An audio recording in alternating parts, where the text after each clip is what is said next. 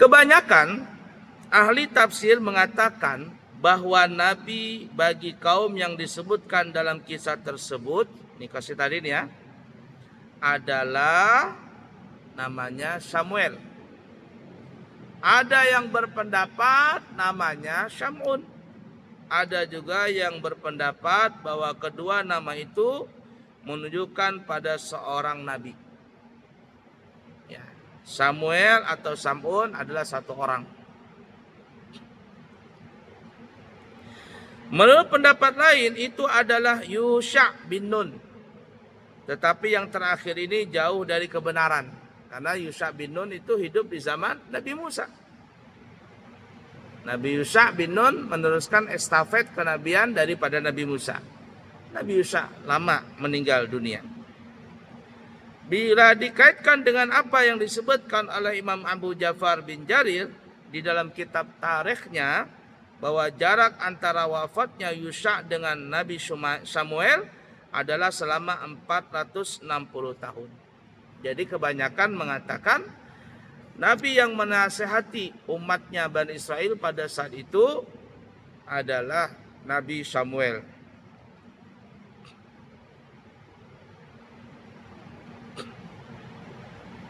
Nah ya.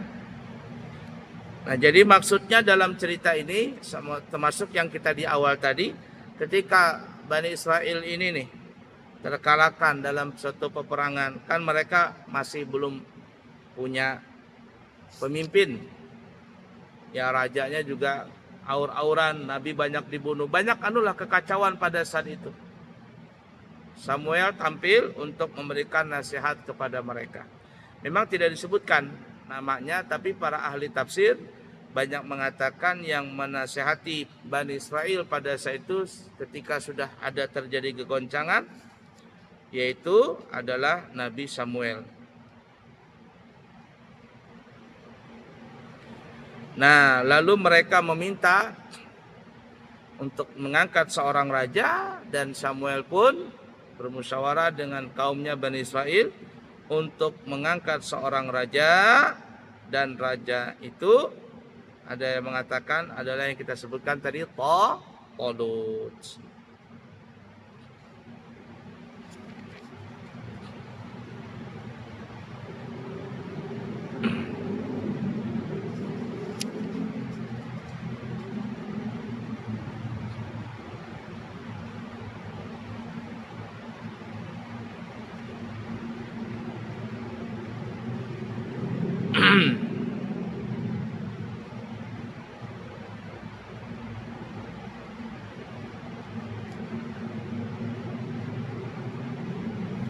Nah, jadi di sini raja pada saat itu adalah namanya Talut. Itu dimusyawarahkan oleh Nabi Samuel dengan kaumnya Bani Israel. Nah, nanti di situ di antara mereka ada Nabi Daud. Pada saat itu Nabi Daud masih muda. Nabi masih muda, ya. Dan Nabi Daud ini nanti akhirnya menggantikan Talut menjadi raja sepeninggal Talut.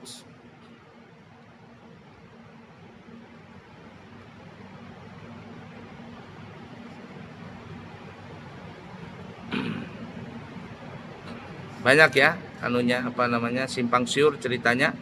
Tapi ala kulli hal, pengangkatan Raja Talut, ini yang sering kita dengar, Talut dan Jalut ini ya, perang besar. Ya, Talut, Jalut. Talut dari kalangan orang-orang beriman, Jalut itu dari kalangan orang-orang kafir.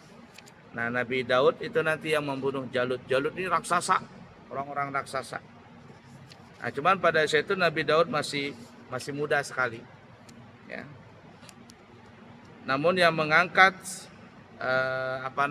Talut menjadi raja itu adalah hasil keputusan, ya kalau sekarang ini namanya Rais Am lah ya, pemimpin paling tertinggi, bukan hanya ketua tapi Rais Am, pemimpin dari segala pemimpin, yaitu saat itu adalah Samuel mengangkat seorang raja namanya Talut berperang melawan Jalut.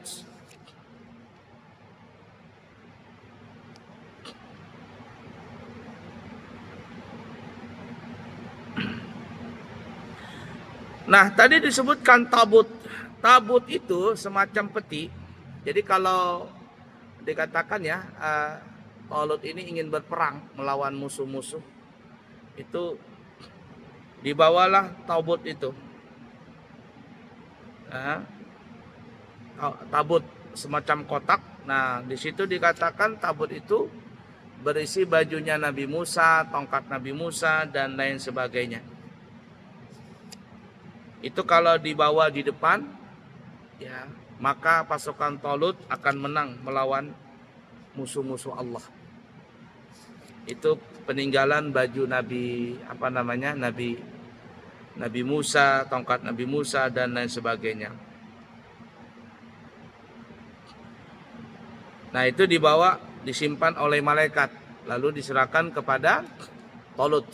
Jadi setelah pengangkatan Talut sebagai raja, maka Allah mengutus malaikat Jibril untuk membawa peti ya, semacam peti yang dalamnya ada baju Nabi Musa, tongkat Nabi Musa, dan lain sebagainya.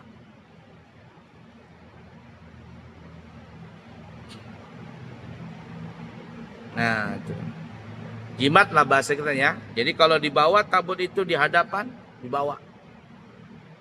Bagaimanapun besarnya musuh itu, kekuatannya kalah dengan pasukan Talut tadi.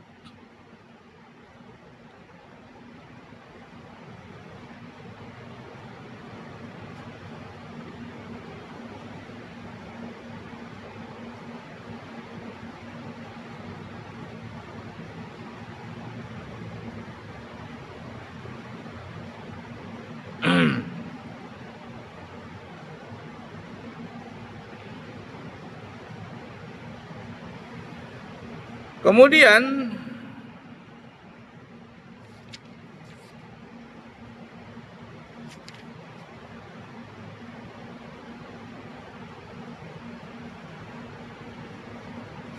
ini banyak kisah ya masalah tabut itu. Jadi tabut ini, peti itu jadi rebutan. Jadi rebutan karena ada bahasa kitanya jimat di situ ya, kesaktian.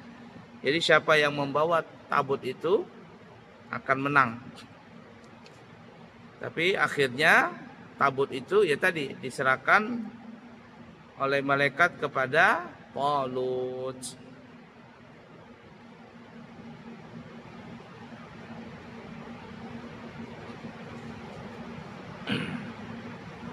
La ilaha illallah.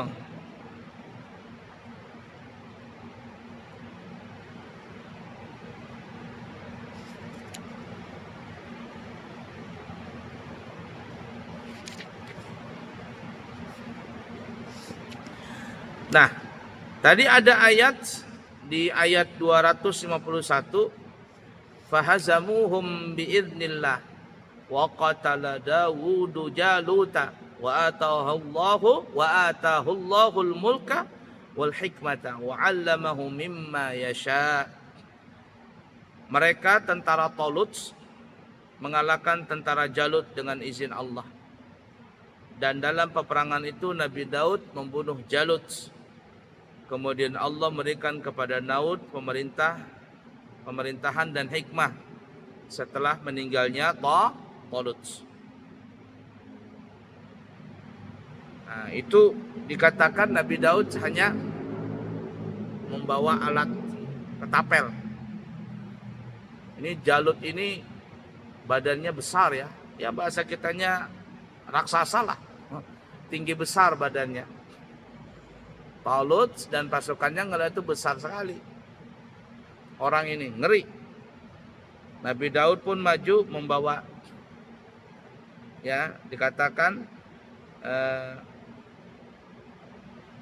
Nabi Daud berperang dengan gagah berani, pantang mundur, sampai akhirnya berhasil membunuh Jalut, panglima perang dari kalangan musuh tadi, dengan hanya membawa ketapel atau apa ya?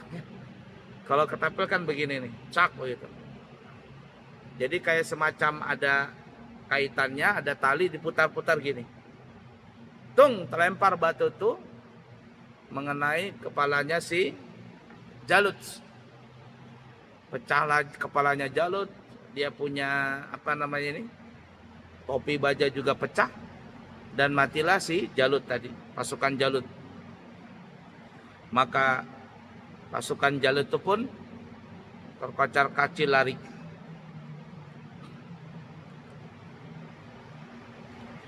Kemudian menanglah Talut dan mendapatkan harta rampasan perang.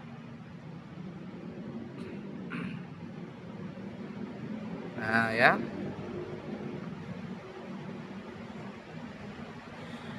Nah di sini dikatakan Nabi Daud pada saat itu umurnya masih muda, bahkan paling kecil di antara saudara-saudaranya. Saudaranya Nabi Daud, paling kecil juga di antara orang-orang yang ikut perang bersama Talut tadi. Sedangkan Samuel itu kan tua sudah, ibarat kata Nabi Samuel. Nah, jadi muda sekali Nabi Daud, masih kecil.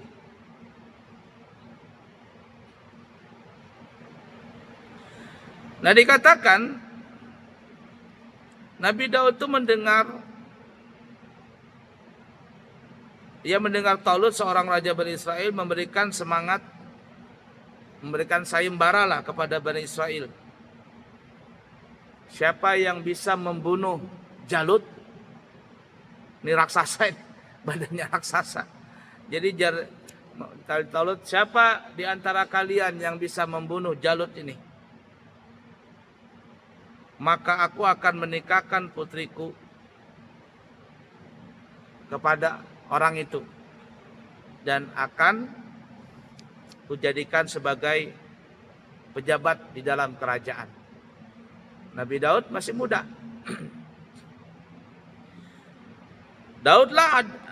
Daudlah yang maju karena dia mempunyai keahlian melempar batu dengan ketapel. Kalau ketapel kan begini ya. Nah, itu yang ada kayunya. Ini ya semacam tali, ada ujungnya belakang ini ada kaitannya. Kemudian diputar-putar gini. Kalau kita nonton film perang zaman dulu menggunakan itu tuh. Putar-putar, sak begitu. Melempar batu itu. Nah, Nabi Daud ahli dalam bermain itu.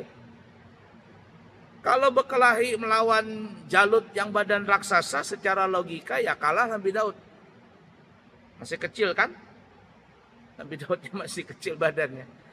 Sedangkan Jalut raksasa badannya. Lalu Nabi Daud pun mengambil batu tadi, melempar batu tadi, pak, kena dahinya. Pecah kepalanya, pecah topi bajanya, matilah Jalut tadi.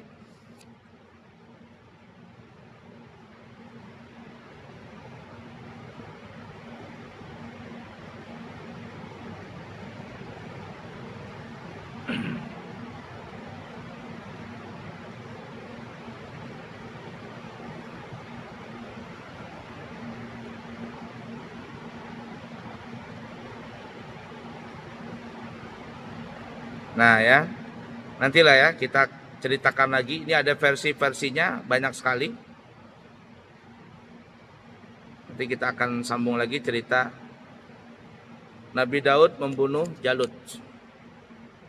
Nabi Daud membunuh Jalut. Ini Nabi Daud masih kecil ya, sebelum diangkat menjadi Nabi dan Rasul, dan juga belum jadi raja. Jadi masih pada saat itu di bawah kepemimpinannya Talut. Yang Talut ini diangkat sebagai raja Bani Israel pada saat itu oleh Nabi Samuel. Ya, Samuel mengangkatnya. Karena Nabi Samuel sudah senior, sudah tua. Sedangkan Nabi Daud saat itu masih muda. Maka diangkatlah Talut untuk melawan pasukan-pasukan orang-orang yang jahat. Nah, pada saat itu ya tadi bertemu dengan Raja Jalut.